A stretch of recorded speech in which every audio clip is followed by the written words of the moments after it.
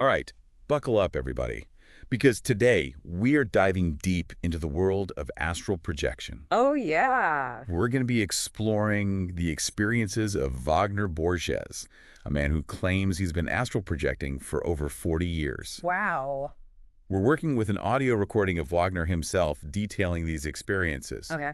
And let me tell you, it gets pretty wild. All right. He talks about meeting deceased people while he's out of his body. Uh-huh. He even learns to do what he calls energy work from these beings. Interesting. So let's unpack what we can from this account and see what it might tell us about consciousness. The big picture. Yeah, I'm really interested to hear about this. It's definitely intriguing to me. Decades of experiences starting when he was only 17. Yeah. What I find really interesting right away is that Wagner doesn't talk about astral projection like it's this mystical out there thing. Yeah. He almost thinks it's more common than we realize, even suggesting that people who don't believe in it could be doing it unconsciously. Yeah, he jumps right into a story about waking up paralyzed one night. Oh, wow. And, this is a classic sign of what's called a hypnagogic state, Uh-huh. which some people experience as they're falling asleep. Right. But for Wagner, this was like the entry point to astral projection. Interesting. He describes slipping out of his body, and he sees his family members, even his skeptical brother, who he says was also projecting but didn't realize it. Wow, that's wild. So this notion of unconscious astral projection is kind of fascinating to me. Yeah. If we think about the astral plane as like a separate realm of existence, as a lot of people do, then the idea that we could be interacting with it without even realizing it just brings up some huge questions about what consciousness is, Yeah. and reality itself. Absolutely. So he goes on to describe floating out of his house, soaring over his city, which are pretty typical experiences that you hear in astral projection accounts. Yeah. But then he ends up in his living room, face to face with 8 disincarnate men. Now, when he says disincarnate, he means human-like beings, but they don't have physical bodies, Right. sort of like the concept of ghosts. And apparently they were waiting for him. So at this point, Wagner's story really takes a turn from just a simple out-of-body experience to something more like, I don't know, a spiritual mentorship. Right. He even shakes hands with one of these beings, Ah, feeling a warmth from them that really convinces him that they're not malevolent.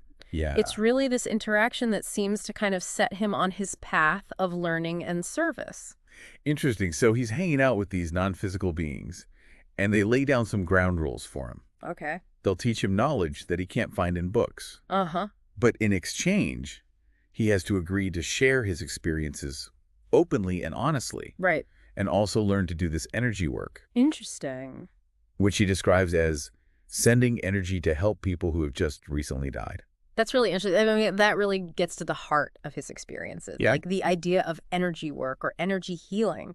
I mean, this is prevalent in all sorts of spiritual traditions. Yeah. If you think about it like this, our thoughts, emotions, even our bodies, Yeah. it's all forms of energy. Right. So it makes sense that we might be able to kind of manipulate that energy to influence it somehow. Uh-huh. That's basically what Wagner is claiming he's doing, Right. but on this like astral level. Exactly. He takes us to a scene where he's guided to a soccer field Okay. where a young man has been shot and killed. Wow.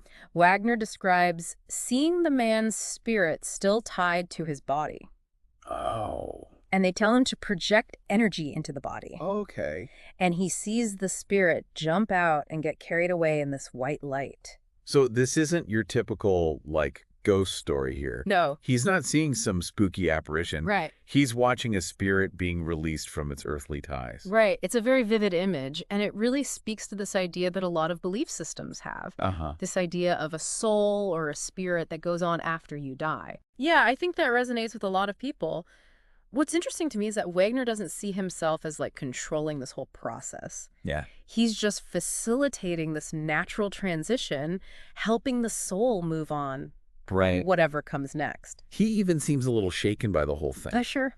But it also seems to solidify his sense of purpose. Yeah. Like they tell him this is the work you're going to be doing for the rest of your life. Okay. And he claims that that's exactly what he did. Right. He continues this energy work during his astral travels, Uh-huh. even saying that the need for it intensified during COVID. Oh, wow. That's when his personal story kind of starts to intersect with wider events in society. Right. He seems to be suggesting that these times of huge suffering and loss could maybe amplify these experiences, Right. maybe even create a need for this kind of work. And he emphasizes that he wasn't out looking for this path. Uh-huh. It was like thrust upon him. Right. He even draws a parallel to all the turmoil of the early 20th century, with the Spanish flu, the world wars, Oh, yeah. suggesting there might be a connection between the state of humanity and people having these abilities emerge. It's a pretty heavy concept. It is. So what do you make of this idea that there's this link between all the crazy things that happen in society and, these types of experiences? It's an interesting question. I mean, some people might just say it's a coincidence, but other people might see it as evidence of, like, a collective consciousness, this kind of shared energetic field that we're all connected to, and it's influenced by our shared experiences. Yeah. I think it's worth exploring more. Absolutely. So in this first part of our deep dive, we've established that Wagner claims to have been astral projecting from a very young age, meeting these deceased people and learning how to do this energy work from them. And we started to touch on some of the bigger questions that his experiences bring up. Yeah. So where should we go from here? Well, next, I think we should dig into the specifics of this energy work. Okay. How he describes it, the different kinds of encounters he's had, the challenges he's faced, and maybe we can even start to unpack some of the implications for how we understand consciousness and the afterlife. Yeah, let's do it. Sounds good. So welcome back to our deep dive into the experiences of Wagner Borges. We're picking up where we left off, really trying to explore the ins and outs of his energy work and the encounters he has on the astral plane. Right. What really stuck with me was how Wagner makes it clear that the deceased people he meets, they're not just these like generic shapeless beings. Right. He gives them like distinct personalities and even different types of energy. Yeah, and that's super important. He even compares the energy of that young man who had been shot to the energy of his mentors. Right. He uses the term dense to describe the young man's energy, implying that it's heavier or more tied to earth somehow. It's almost like, how we talk about heavy emotions in everyday life. Right. Like grief or sadness. Yeah.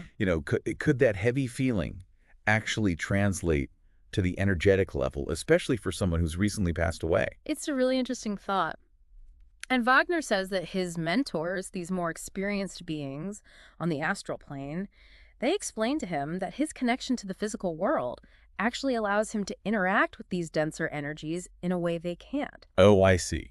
It's like he's a bridge between the two. So he's not just shooting random energy into the void. No. He's actually interacting with individual consciousnesses, these souls that are in this state of transition. Right. He even describes this process of drawing down a white light and projecting it through his astral hands. Wow. Almost like a conduit. And this idea of channeling energy, I mean, you see it in tons of healing modalities. Right.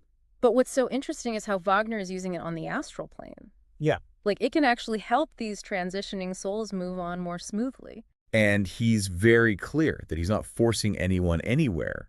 Right. It's more like he's helping to remove an obstacle or release something that's holding him back. He uses the word facilitator, not savior. Right. Which is a key distinction. He seems to have this deep respect for their autonomy, even in their disembodied state. Yeah, it's pretty powerful. Yeah. And it's not always easy for him. No, definitely not. He talks about running into resistance. Yeah. Souls that are, confused or really clinging to their earthly identities. Yeah. I was really struck by his description of helping a young woman who had taken her own life. He describes her energy as particularly dense and confused. Yeah. He feels a ton of resistance at first, but then there's this sudden release. Yeah. And he sees her being embraced by other beings who are there to help her. It's a powerful image. It speaks to this idea of compassion and support extending beyond the physical world. Absolutely. And it also challenges how we think about the afterlife. This idea that it's some static place of eternal reward or punishment. Right. He's describing something dynamic that's always evolving, where these souls are continuing to learn and grow. It's so interesting, and that's where we start to see how much philosophical depth there is to Wagner's experiences. Yeah. It's not just about spooky encounters or, having mystical powers. Right. He's exploring the very nature of consciousness, how it might go on after the body dies. and how we might be able to influence that whole journey. Makes you think, you know. It really does. It makes me think about the implications for our own lives. Yeah. Like how our actions and intentions, even our thoughts and feelings, they might have ripple effects that we can't even comprehend. And that ties back into what we talked about earlier, right? That potential link between all the crazy things happening in the world and people developing these abilities. Yeah. I mean, if we are all connected on some energetic level, then it makes sense that our collective state of being would have an impact on the larger consciousness. He even suggests that maybe these experiences are becoming more common now because of all these huge challenges that humanity's facing. Right. Almost like a collective awakening is happening. It's a fascinating idea. Like, what if consciousness is always evolving and expanding, you know? Yeah. And maybe these abilities are just the next step in that evolution. Right. Becoming more accessible as our collective awareness shifts. Okay, so just to recap, we've really dug into the specifics of Wagner's energy work. The different types of encounters he's had. Right. And how he sees himself as this facilitator in the process. Yeah. We've also touched on some of the implications for our understanding of consciousness and what happens after we die. Absolutely. So where do we go from here? Well, in the last part of our deep dive, I think we need to zoom out and look at the bigger picture. Right. Like, what can we actually learn from Wagner's experiences? What questions do they raise about how we see reality and the potential of human consciousness? Wow. And how might all of this help us as we go through our own lives? Yeah. You know, trying to find our place in the world. All right, so we're back for the final part of our deep dive into the world of Wagner Borges and his, decades of astral projection. Yeah, we've covered a lot. You know, we started talking about how his energy work actually functions, and then we got into these really profound encounters that he's had with, people who have passed on. Yeah. So now I'm kind of curious, like, what really stood out to you about his experiences? I think, honestly, what's really striking to me is that he doesn't present these abilities as something supernatural or like only special people can do them. He thinks they're just a natural part of what humans can do. Right. He even started talking about his experiences publicly when he was really young, giving lectures and trying to demystify astral projection. Wow. And encourage other people to look into it. Yeah, he seems to approach it all with this really open mind. Yeah. Almost like with scientific curiosity. It's not about dogma or just believing what someone tells you. He's sharing what he's observed and encouraging others to, check it out for themselves. It's very much like do your own research, which I really appreciate. Yeah. He even talks about visiting all kinds of different spiritual groups like spiritualist centers and Umbanda practitioners. Oh, wow. He even looked into parapsychology research. Interesting. It really shows how willing he is to learn from different viewpoints, even ones that are outside of his own beliefs. Right. He's not stuck in just one rigid system, Yeah. He's searching for a deeper understanding.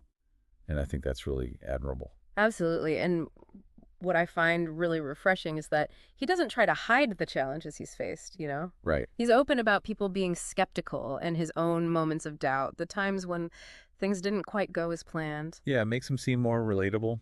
Totally. More human, Yeah. He's not claiming to be this perfect guru. Yeah. He's just a regular person sharing his experiences and what he's learned along the way. And he's honest about the fact that science can't fully explain this stuff yet.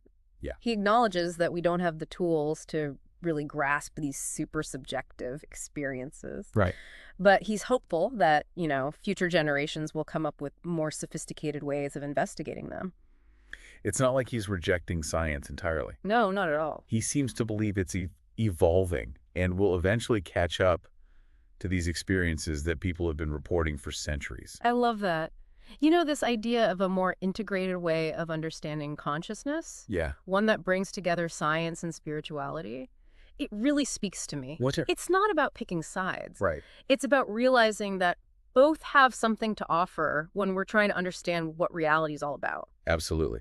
And Wagner's story also really drives home the fact that everything is connected. Right. He talks about how what we do, what we intend to do, even what we're thinking and feeling, it all might create ripples that reach much further than we can even see.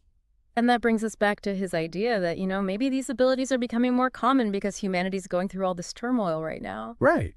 Could this be a sign that our collective consciousness is evolving, becoming more aware of all these subtle connections? It really makes you wonder, What if we're not just individuals living in our own little bubbles? Yeah. What if we're all part of this massive interconnected web of consciousness? I mean, what if we can actually tap into that web, Right. access information and abilities that we've only gotten glimpses of so far?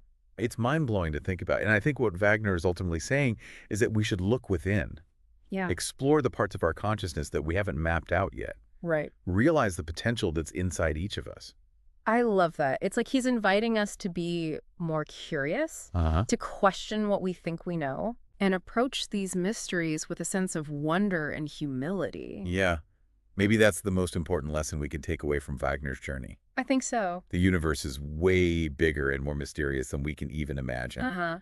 And our understanding of it is always changing. Exactly. So as we wrap up this deep dive, I'm walking away with a sense of awe Yeah. and this renewed sense of what's possible. It's a reminder that there's always more to learn and more to experience. And that's what a deep dive is all about, right? Totally. Being willing to jump into the unknown and explore different perspectives, Yeah. and hopefully come out of it with a better understanding of ourselves and the universe. Couldn't have said it better myself. Hmm. So until next time, keep those minds open, keep exploring, and keep diving deep.